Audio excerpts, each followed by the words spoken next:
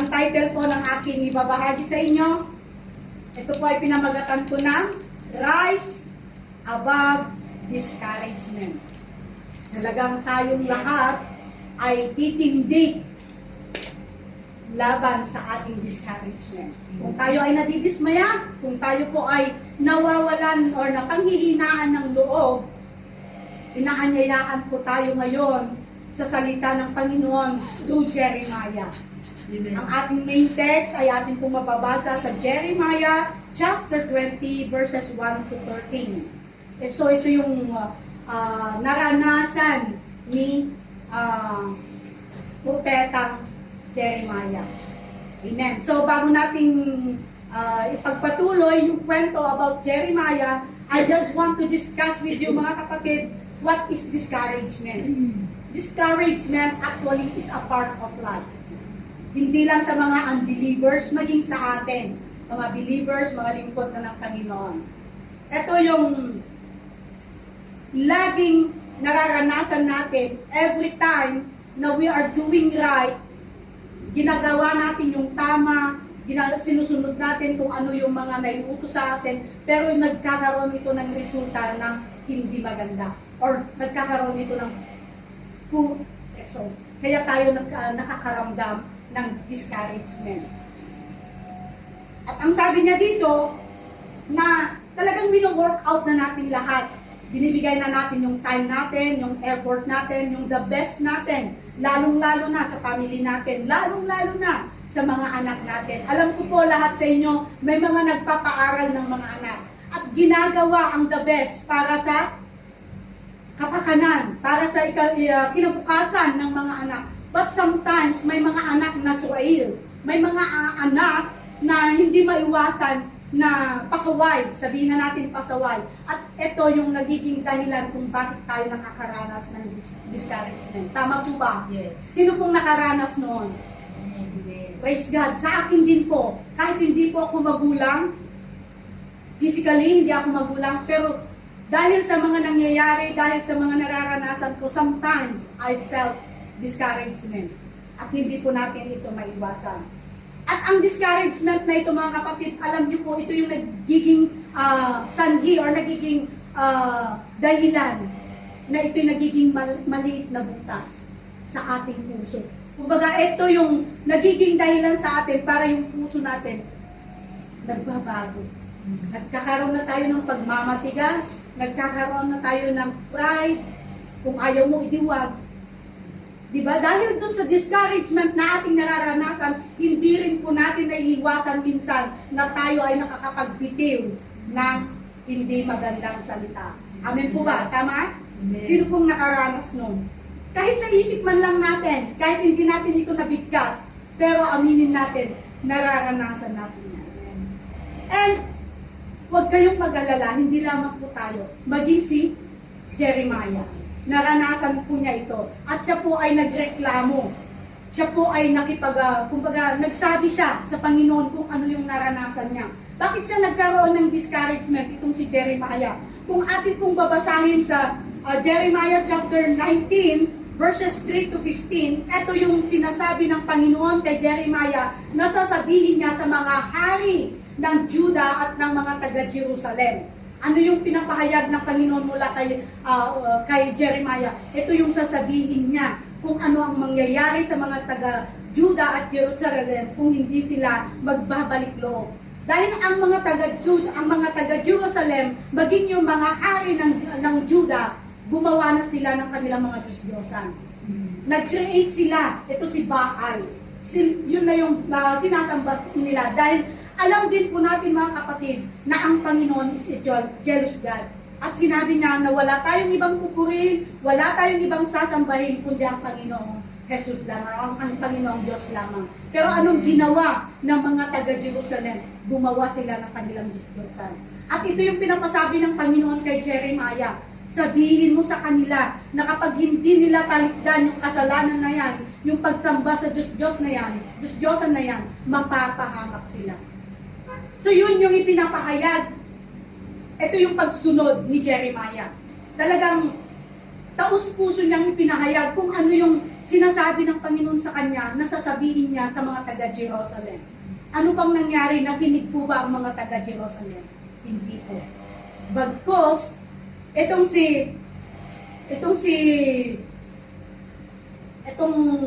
anak ng hari at nangunguna sa Jerusalem na itong si Pashhur, siya yung head ng mga security officers sa Jerusalem. Nung narinig niya yung mga pahayag ni Jeremiah patungkol sa kanilang pagsamba sa Diyos-Diyosan at kung anong magiging mangyari sa kanila, ano pong ginawa niya? Pinaaresto niya si Jeremiah, pinabugbog at pinakulong pa. So dito na nagkaroon ng karamdaman nitong si Jeremiah na na-discourage. So nagsabi siya sa Panginoon, kung babasahin natin sa Jeremiah chapter 20 verse 7, siya po ay nakipag-usap sa Panginoon. Nagreklamo siya sa Panginoon na bagaman siya po ay sumunod sa Panginoon sa pinag-uutos sa kanya, dahil dun sa napakinggan ni Pashhur yung mga ipinapahayag niyang salita ng Panginoon, nagalit ito si Pashhur. Dahil ayaw niya.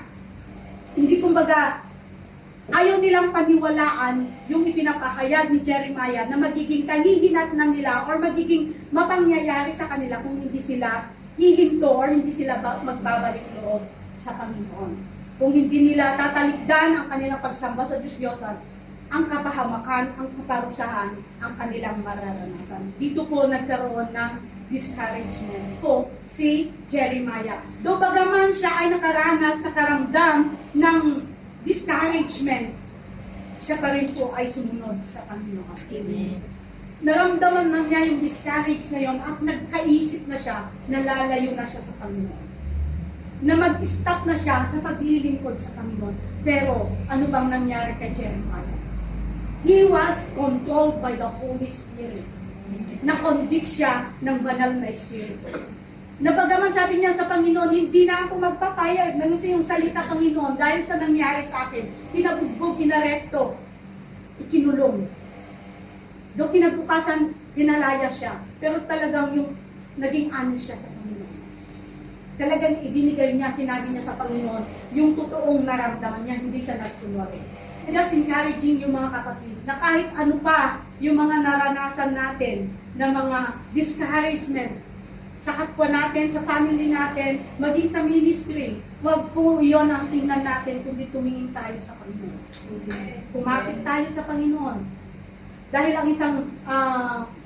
ang isang dahilan na tayo ay nadi-discourage dahil din sa mga pagsubok na ating mga dinadanas. Amen po ba? So, ano nga ba yung mga dapat nating gawin? Kagaya ng ginawa ni Jeremiah, kung paano tayo makapag-rise above our discouragement. Una at higit sa lahat, kung ating pong babasahin sa Jeremiah chapter 20 verse 7. Ito yung pagsabi ni Jeremiah sa ating Panginoon. Amen. Hallelujah. Gusto ko lang po itong basahin sa inyo sa Magandang Balita Biblia. Ito yung pagbubuhos ni Jeremiah ng kanyang damdamin sa Panginoon. Basahin po natin sa verse 7. Ang sabi niya, Yahweh, ako'y iyong hinikayat at naniwala naman ako. Higit kang malakas sa akin, kaya ikaw ay nagwagi. Pinagkatuwaan ako ng lahat at maghapon nila akong pinagtatawanan. Bakit ito yung nangyari? Ito yung pagpapahayag ni Jeremiah sa magiging mangyari sa mga taga-Jerusalem at mga hari ng Judea kung hindi sila magbabalik loob sa Panginoon. Pinagtawanan lang nila yung pahayag ni Jeremiah na yun. At dahil doon, na-discourage itong si Jeremiah. At sinabi niya ito sa Panginoon. Nakipag one-on-one siya sa Panginoon. Hindi siya nagsabi sa mga taga-Jerusalem, hindi siya nagsabi sa mga hari ng Juda, kundi sa Panginoon siya mismo. Dahil sa Panginoon siya nagkaroon ng, nagkaroon siya ng lakas loob na sabihin kung ano yung nararamdaman niya. Naging honest. So sa atin po mga kapatid, para tayo po ay makapag-rise above our discouragement, una at higit sa lahat ang gagawin po natin, be honest. Kung ano po yung nararamdaman natin, hindi lamang sa Panginoon. Alam ko po, sa ating kapwa, talagang sa ating family, sa ating mga anak, doon natin nararanasan yung discouragement. Be honest. Kung nasabi na natin, Lord, nasaktan ako, na-offend ako sa sinabi ni ganito, na-offend ako or na-discourage ako sa ginawa ng anak ko o ng kapamilya ko. Yes, aminin natin sa Panginoon. But, we need also na aminin natin or sabihin po natin sa taong naka-offend po sa atin in a nice way. Mas maganda po mga kapatid na i-open up po natin ang ating mga nararamdaman sa kanila. So ano ba yung sinabi ng Panginoon dito? Kasi ang sa English ang word ni sa Jeremiah dito is deceive. Deceive na ang ibig sabihin po na attract siya dahil hinikayat siya ng Panginoon. Anak, ito ang sasabihin mo. At naniwala, syempre salita ng Panginoon yun. Alangan hindi tayo maniniwala. Anak, ganito ang sasabihin mo. Maging sa paghahayo po natin. Anak, ito ang sasabihin mo sa kanila. Ang salvation ay inaalay ko sa kanila na dapat nilang tanggapin. So, tayo po ay sumunod. Humayo tayo.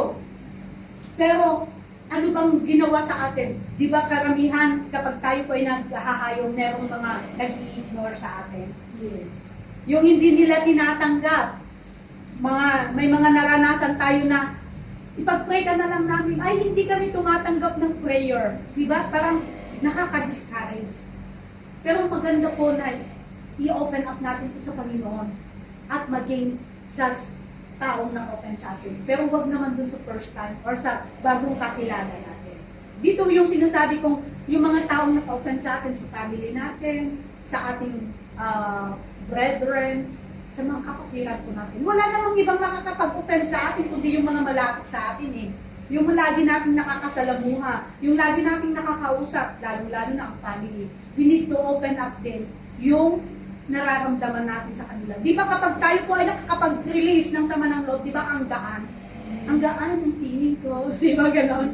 Pagka naranasan, nawala, tayo ay nabunutan ng tinig, talagang bumalik yung kagalakan, yung kasiglahan po natin sa paglilingkod sa Panginoon. Amen. And obviously, mga kapatid, ang Panginoon hindi po siya nag-mislead o nag-trick ng tao dahil ang pakiramdam po ni Jeremiah, na-trick siya ng Panginoon. Kagaya dun sa trick and trick, di ba? So si Jeremiah, although he felt na talagang nakamp siya na or na-misled siya ng Panginoon into the ministry na siya po ay pinagtawanan, pinagkatuwaan, na na-ridicule siya or na-offend siya, nandun pa rin na hindi siya nagpatalo sa discouragement niya. Ganun din po tayo. God wants us, mga kapatid, to talk to God. God wants us to open up kung ano yung laman ng ating puso, kung ano yung hinanakit sa ating puso. Dahil ayaw ng Panginoon, mga kapatid, na mag-stack up tayo sa ating puso ng anger. Amen? Dahil ang ating puso ay tahanan ng banal na espiritu. Dahil kapag tayo po ay nakakagawa or meron tayong tinatago sa ating puso na hindi kaaya-aya sa Panginoon, nadigrade po natin ang Holy Spirit. At ayaw po yun ng Panginoon na tayo ay mananalagi, mananatili sa anger na yun. God wants us na ma-free tayo doon sa anger na yun. So kailangan po nating sabihin, be honest. Aminin natin ito sa Panginoon, aminin natin. Kapatid, yung mga nabigkas mo, nasaktan ako. And then, mas maganda po na nag-usap tayo, di ba? Kaysa naman, hahayaan mo na lang po natin na lilipas yung araw, na hindi mo inimig si kapatid, hindi mo inimig si kapamilya, or maging sa Lord, dahil na-discourage ka, ayaw mo nang mag-pray, saka na lang ako mag-pray, Lord, pag okay na yung puso ko, no? God doesn't want us na mag-stack up tayo ng anger sa ating puso. Aminin po natin yan. At ang pangalawa po, be obedient. Ang sabi niya dito, keep doing what you have been called to do. Ano ba yung pagkatawag sa atin ng Panginoon? Dahil ba dun sa discouragement, ay ayaw mo na maglingkod? Dahil ba dun sa discouragement na naranasan mo, ayaw mo nang gawin kung ano yung pinapagawa ng Panginoon sa'yo? Bagaman si Jeremiah, mga kapatid, dahil dun sa ginawa ni Pastor, na siya po ay pinabugbog, siya po ay pinabilanggo, si Jeremiah, yun nga yung nasabi ko kanina, nagkaroon na siya ng kaisipan na ayaw na niya sumunod sa Panginoon. Ayaw na niya, ayaw ko na. Dahil sumunod na nga ako, ganito pa ang nangyari. So nakakadismaya, di ba? Kung isipin natin, kung mananangan lang tayo sa ating sariling emosyon, sa ating sariling kaisipan, yun talaga ang magiging reaction natin. Ayaw ko na. Alam niyo po, inaamin ko din po, inamin ko talaga sa Panginoon, Lord, ayaw ko muna. Masyado na akong nasasaktan. Masyado na akong nadi-discourage. Pero nandun ang conviction ng Banal na Espiritu. Hindi ko kayang i-resist. Ganon din po tayo mga kapatid. Kung tayo nga po talaga ay tinawag ng Panginoon, kung ang Banal na Espiritu yung nananahan sa ating puso, hindi natin kayang i-resist ang ating pagkatawag. Naniniwala po ako mga kapatid, lahat tayo dito ay tinawag at pinili ng Panginoon to do yung trabaho natin. Kung ang trabaho natin mag-invite, kung ang trabaho natin humayo, kung may ministry tayong kinabibilangan, bagaman tayo minsan ay nadi-discourage dahil sa ating mga nakikita sa ating kapaligiran, huwag po nating hayaan na yun ang magiging dahilan natin mga kapatid na tayo ay lumayo o huminto sa ating pagkatawag sa Panginoon. Kagaya din po ng ginawa ni Jeremiah. Malakas yung bugso ng Holy Spirit. Yun yung pinakita niya. Huwag po natin pakinggan mga kapatid kung ano yung binubulong ng kaaway. Dahil alam natin kung tayo po ay na-discourage na, mga negatives na ang ipapakita ng kaaway. Huwag ka nang pumunta sa church, madi-discourage ka lang. Huwag ka nang pumunta, iilan lang sila. Di ba? Yun yung mga panghihingan nyo ng kaaway. Oo nga ano, saka na lang ako pupunta pag marami na. Mas masaya. Hindi po yun ang tinitingnan ng Panginoon. Ang titingnan ng Panginoon kung paano tayo maglingkod. At kung paano natin gawin yung pagkatawag ng Panginoon mula sa atin. Ito yung sabi niya sa Jeremiah chapter 20 verse 9. Sabi niya dito, ngunit kung sasabihin kong kalilimutan ko na si Yahweh, si Jeremiah na nagsabi nito, at hindi na ako magsasalita para sa kanyang pangalan. Ito yung pagpapahayag niya ng salita ng Panginoon. Ito, ayaw na niya, kalilimutan na daw niya. Pero anong sabi niya dito? Para namang apoy na naglalagablag sa aking kalooban ang iyong mga salita. Nananaig pa rin yung mga salita na kanyang tinanggap mula sa Panginoon. Nanaig pa rin. Na parang apoy, sabi niya na nakakulong mula sa aking mga buto, sa kanyang bones. Kumbaga nasa bones niya, hindi lang sa puso niya, nandun na sa kaibuturan ng kanyang ng kanyang buto yung salita ng Panginoon. Talagang, kumbaga, na-absorb niyang mabuti yung salita ng Panginoon at yun yung pinapahayag niya. Bagaman na-discourage siya, hindi ito yung naging dahilan niya para siya ay lumayo sa Panginoon. Buti na lang, andyan ang Holy Spirit na binigay sa atin ng Panginoon. Siya yung nagpo-convict sa atin. Kaya wag po tayong kapatid na sumunod or wag nating pakinggan kung ano yung i-inject ng kaaway. We need to do kung ano yung pinapagawa ng Panginoon. Kung magbigay, ang pagkatawag sa'yo, ang pagtulong sa iba, ang pagkatawag sa'yo, magpatuloy ka. Bagaman na-discourage ka, na-dismaya ka sa outcome ng pagtulong mo, huwag kang titingin sa mga taong tinulungan mo. Titingin tayo sa Panginoon. Amen. Dahil siya ang nakakaalam, siya ang nakakakita, at siya ang nakakaalam kung ano yung nararamdaman natin pagka-discourage. Kung na-discourage tayo dahil sa nangyari sa family natin, at ito na yung maging dahilan, Lord, naglilingkod naman ako sa iyo, ginagawa ko naman kung lahat ng anong pinapagawa mo sa akin, yung mga inuutos mong gawin ko, sinusunod ko naman, Panginoon, pero bakit ganito pa ang nangyari sa family ko? Na-discourage ka na, na-dismaya ka na. Huwag mong hayaan, kapatid, nalalamunin tayo ng discourage. Walang mangyayari sa atin kung tayo ay magpapalamon sa discouragement sa ating puso. Huwag nating hayaan na yung discouragement ay mananahan sa puso natin. Kagaya po ni Jeremiah. So despite sa mga na-experience po ni Jeremiah in preaching the gospel of God, yung mga pinapasabi ng Panginoon, ito yung nagbigay sa kanya ng lakas ng loob. Basahin po natin sa Jeremiah chapter 20 verse 11. Ano ba yung sinabi niya? Sabi niya dito, subalit ikaw, Yahweh, ay nasa panig ko. Amen? Nasa panig natin ang Panginoon. Tulad sa malakas at makapangyarihang mandirigma, mabibigo ang lahat ng umuusig sa akin. Mapapahiya sila at hindi magtatagumpay kailanman. Hindi na makakalimutan ang kanilang kahihiyan habang panahon.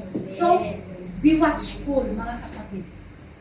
Next is be watchful. And know that God or the Lord is always with you, always. Kahit ano yung nararanasan po natin, lagi nating i-remind yung sarili natin na ang Panginoon ay laging nariyan. Dahil ang pangako naman ng Panginoon na do not be discouraged or dismayed, do not be afraid, for I am with you always. Sabi niya, di ba? Sa Joshua 1:9. Ang Panginoon laging nasa atin. Ipagtatanggol tayo ng Panginoon. Bagaman tayo ay nasaktan, God will gonna heal our heart. Bagaman tayo ay na-discourage, papalitan ng Panginoon ng encouragement or ng courage yung discouragement natin. So maging aware din po tayo dito at maging din po to sa atin yung sinabi niya dito ni Jeremiah na, but the Lord stands beside me. But the Lord stands beside you. Laging nariyan sa tabi natin ang Panginoon. Yan po ang lagi natin alalahanin.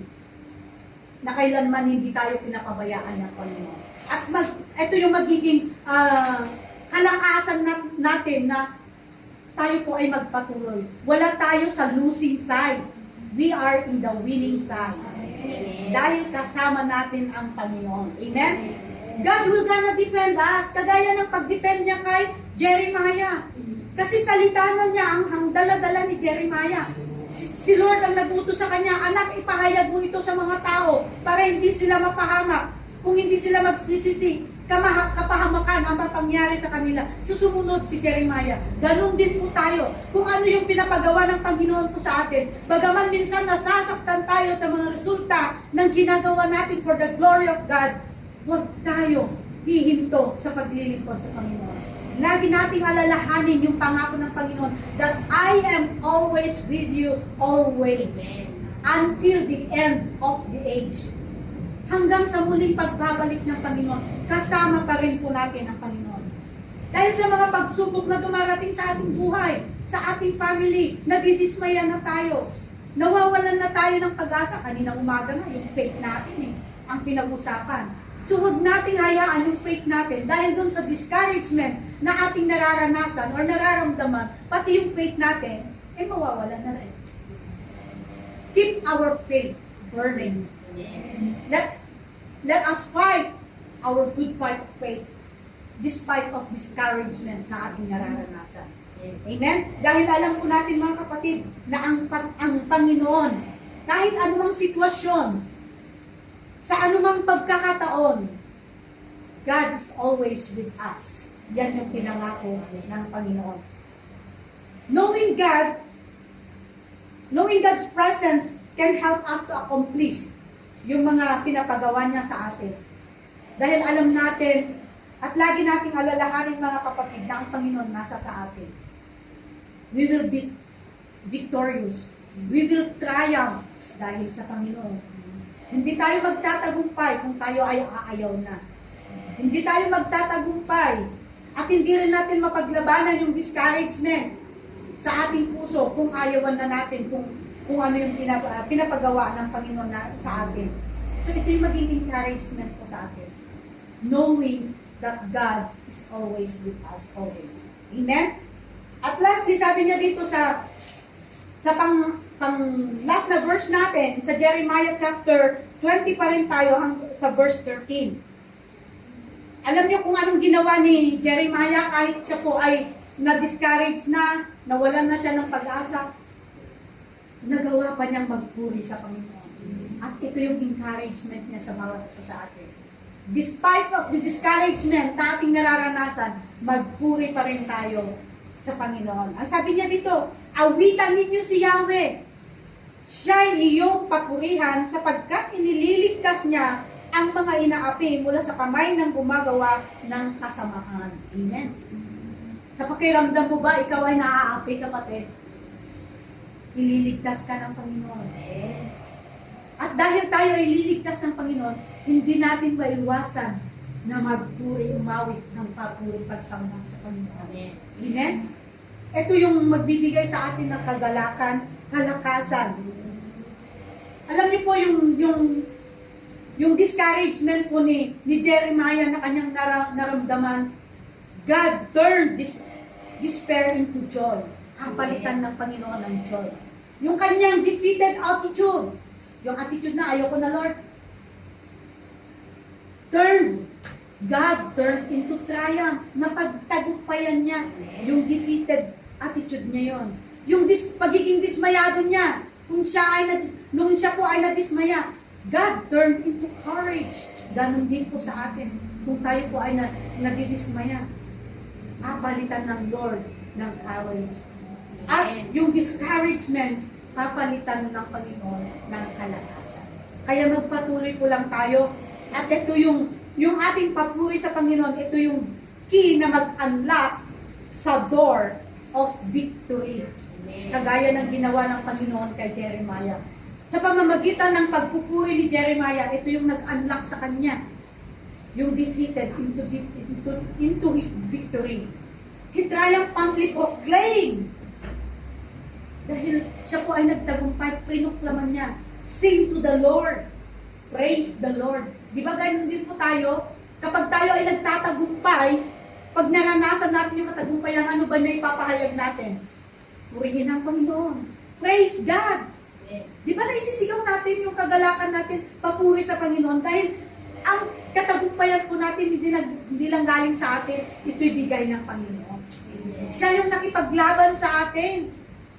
Siya yung nag-defend sa atin. At siya yung nagpalit ng ating discouragement into courage. At siya yung nag-rescue sa atin. So yung pagpupuri po natin, ito yung isang weapon po natin. Ito yung weapon natin para magapi natin kung ano yung ini-inject ng kaaway sa ating kaisipan. Magpuri na tayo, huwag na tayo huwag na nating pagbulay-bulayan kung ano yung ini-inject ng kaaway. Huwag ka na dyan, magpupuri ka na, doon ka na lang ka. Oo nga, kasi ganito.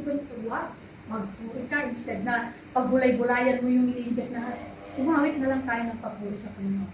At ito yung mag-a-unlock dun sa pagka-defeat natin into victory. Amen po ba? Amen. When we praise God, we acknowledge that He is in charge. He is in control of every situation, every discouragement na ating nararanasan. We know that if we praise God, God is moving behind the scene in our lives and our situation. Praise is more than just acknowledging God for the good comes in our way. Praise is accepting God. All comes in our way, both good and bad. Maganda man ang sitwasyon mo, maganda man yung outcome, or pangit man yung maging outcome, magpuri pa rin tayo sa Panginoon. Huwag nating hayaan na hindi tayo makapagpuri sa ating Panginoon. At ito yung bagay na mapangyayari sa atin, or magagawa ng pagpupuri natin sa Panginoon. Praise, recognize that we have a provider. Pag tayo ay nagpupuri, kung wala na tayong kung kumbaga, nagkukulang na tayo, may mga pangangailangan tayo, pero hindi natin alam kung paano magkaroon, mag-praise, magpuri lang tayo sa Panginoon. Sa pagpupuri natin, we know that God will gonna provide. Huwag na tayo mag-murmur, ano ba naman itong buhay na to? Nandito na nga ako sa abroad, kulang pa yung sweldo ko. Magpuri tayo sa Panginoon, for God will gonna provide kung ano yung pangangailangan natin. Sa lahat ng sitwasyon natin, i-focus natin yung pagpupuri sa Panginoon. Instead of pagbulay-bulayan natin ang problema, i-lift up natin sa Panginoon at magpuri po tayo sa Kanya. Amen po ba? Amen. Praise, acknowledge the plan. Sa pagpupuri natin sa ating Panginoon, ina-acknowledge natin kung ano yung plano ng Panginoon. Ano ba yung plano ng Panginoon sa atin? Ano ba yung sinabi niya? Yung pangako niya sa Jeremiah 29:11. For I know the plans I have for you, says the Lord, declares the Lord. Plans to prosper you, not to fail. Plans to give you hope and a future. So bibigyan tayo ng pag-asa ng Panginoon. Sa pamamagitan ng ating pagpupuri sa ating Panginoon, ina-acknowledge natin, recognize natin yung plano ng Panginoon na mapangyari sa ating buhay. So mapapangyari lahat ng mga plano ng Panginoon kung tayo po ay nagpupuri sa Panginoon. For He knows what is the best for us. And number 3, praise accept the present. Amen. Praise based on the total joyful acceptance of the present part of God living perfect of His will. Talagang, kumbaga, ina-accept na natin sa pamamagitan ng ating pagpupuri sa Panginoon, ina-accept natin yung presensya ng Panginoon. Wala naman po siguro nagpupuri sa atin na hindi nakakaranas ng presensya ng Lord. Unless lang kung tayo po ay nagpupuri at hindi tayo nakafocus sa Panginoon. Nag-umaawit nga tayo ng mga awiting papuri pero yung isip natin lumilipad kung saan-saan. Hindi natin talaga mararanasan ma-accept, matatanggap yung presensya ng Panginoon. So it based in our joyful praising God. Mararamdaman natin, mararanasan natin yung presensya ng Panginoon. And number 4, praise release the power. Nire-release ng Panginoon yung power niya. Dahil sa pamamagitan ng ating pagpupuri sa Panginoon, ano ba yung sinabi niya sa Psalms 22 verse 3? That God inhabits the praises of His people. Hindi lamang yung mga taga-Israelites, maging tayo. Tayo yung new generation of Israelites. God will gonna inhabits our praises. Dahil sa pamamagitan ng ating pagpupuri sa Panginoon, prayer opens the door of God's power to move in our life, but the praise of prayer move or release the power of God in our petition, in our life, in our situation. Sa pamamagitan ng ating pagpupuri, talagang nire-release ng Panginoon. Mararanasan natin yung power ng Panginoon. And yung presensya niya ay paparanas niya sa bawat lumalapit sa Kanya na may papuri sa ating Panginoon. So when we praise God for the present situation, ano ba yung sitwasyon po natin? Di ba? Kung iisipin natin, napakahirap mag-praise na mayroon kang kabigatan. Meron kang dinadamdam na sama ng loob sa puso mo. Ang hirap magpuri, ang hirap magtaas ng Panginoon. Eh bakit hindi natin i-lay down sa Panginoon? Ilapit, isuko natin yan sa Panginoon. Para yung kabigatan sa puso natin, ibigay natin sa Panginoon. Yun, makakaranas na tayo ng kagaanan sa ating puso at makakapagbigay na tayo ng wagas na papuri sa ating Panginoon. At yung discouragement natin, kapalitan ng Lord ng courage. I-a-unleash ng Panginoon yung power mo. Ito yung power na cannot be brought out with a new attitude. Ito yung power na hindi natin kayang gawin in our self-will. Only God can work in our life. So sa pamamagitan po ng ating pagpupuri sa ating Panginoon, talagang we can move the hands of God. Mapapalitan lahat yung ating discouragement into courage. Mapapalitan yung discouragement natin into strength. Dahil ang Panginoon ang bibigay sa atin ng lahat na ito. Siya yung mag-change sa ating puso. Siya yung magtatanggal ng mga discouragement na ating nararanasan kung paano po ay lalapit ng may papuri sa ating Panginoon. At bilang pangwakas po mga kapatid, meron akong may share sa inyo na very common source ng discouragement. Ano ba yung mga common source ng discouragement? Kaya tayo nakakaramdam ng discouragement. Una, hatred. Kung may hatred ka, nadi-discourage ka na sa kapatid mo or sa family mo. Kung may envy, may jealousy, yan yung ito yung mga tools ng kaaway sa atin para yung discouragement ay maranasan natin. Yung deceit, yung lying, and higit sa lahat yung pride. Ito yung mga ginagamit ng kaaway to lay apart this harmless. Parang napaka-harmless pero pag naramdaman mo yun, hindi mo na kayang kontrolin. Only the Holy Spirit can control us kung tayo po ay magpapasakit sa banal na Espiritu Santo. So marami pong mga tao, mga kapatid, ang napufall, naguulog sa patibong ng kaaway na ito. Yung mga tools ng kaaway na ito para makaramdam or madismaya o madiscourage. But we Christians, lalo tayo mga pinili at tinawag ng Panginoon, we can rise above this discouragement kung atin pong isa sa pamuhay or ating gagawin yung napag-aralan natin kaninang apat. Be honest, be obedient, be watchful, and be worshipful sa ating Panginoon. Ito yung mga susi, mga kapatid, para yung discouragement ay matuturn into courage. Amen? Hallelujah!